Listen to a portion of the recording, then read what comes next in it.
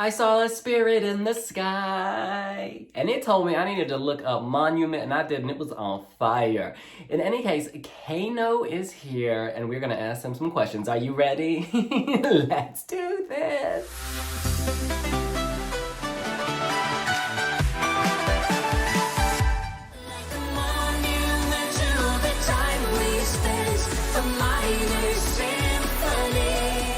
Alexandra, Fred, Tom, hello. You guys performed way back in semifinal one. It's been a long time. You've watched 5 semifinals, a wild card show.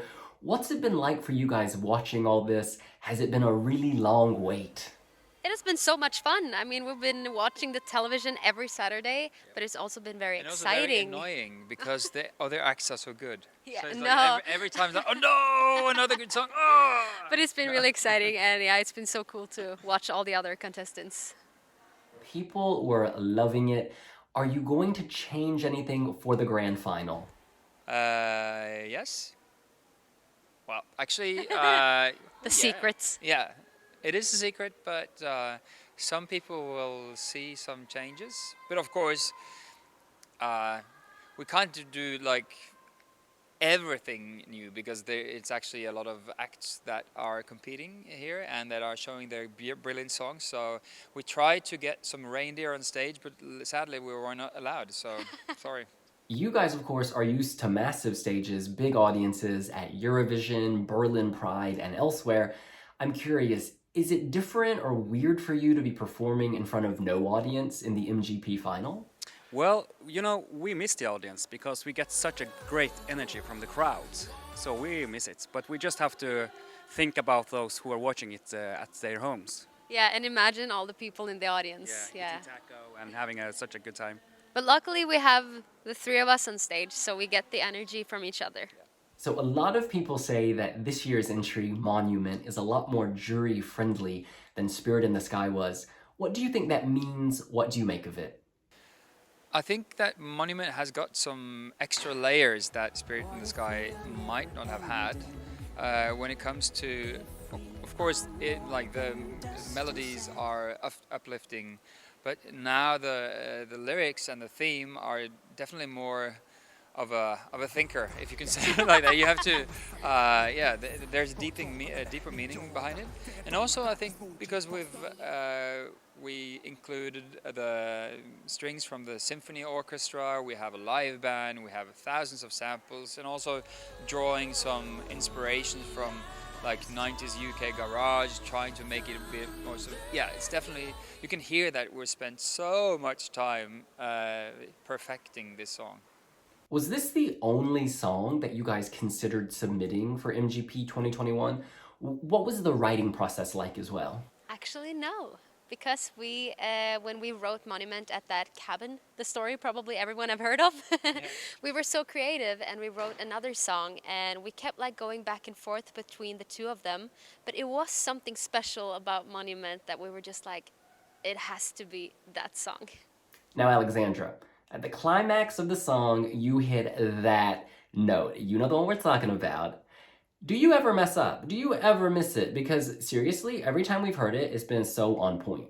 Well, thank you. Yeah, I kind of miss it a lot. I actually missed it on the first run through on this rehearsal. You didn't miss it a lot, but I know that your neighbor said that he'd heard. Yeah, they were like, oh, this is the thing you've been practicing for when it was announced that we were a part of Melodi Grand Prix. And also, you know the alarm that tells you that your the oven is on? It keeps on going after I'm singing the high note. It's so loud that it's like, bird, Wow. bird, after. It's crazy. Now, Mr. Tom Hugo, in an Instagram post in January, ahead of your performance in the semifinal, you said that you had bats and butterflies in your stomach.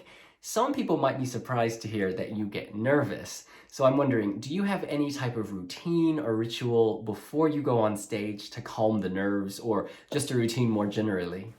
Yeah, we actually do have a routine that we go through. All of us actually, we do like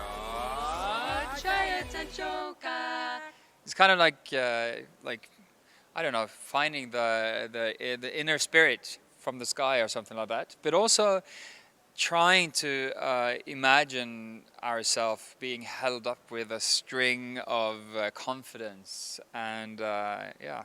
And you also taught me to smile. Yes, because you can't. That's the thing. Like even if you are afraid or bad, if you actually force yourself to smile, you'll release some serotonin and endorphins, and everything is fun. So we're walking on stage like this. So if you see a smile very like a lot, then we're probably extremely nervous. Like yeah. Now, Fred, on your birthday, we saw a funny series of videos on the band's Instagram account in which they basically said, you're always asleep. On a bus, on a plane.